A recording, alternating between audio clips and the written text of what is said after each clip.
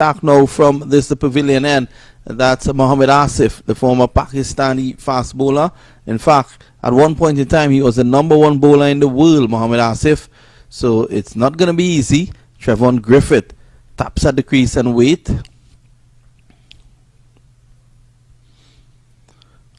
It's a quick single. Good run in between the sticks there by Griffith. And here is Asif. Simmons made room outside the off stump. He was aiming somewhere on the onside. So Simmons will be facing this delivery from Asif. In he comes. And Simmons has moved down the ground and hit it straight in the air. There is a man in the deep and he's caught it. That is a lovely take there from the number 14. And Cavaliers have the breakthrough that they were looking for. And it's Asif who has taken the wicket. Balls. Another boundary will bring that even closer. Please come up and join their captain.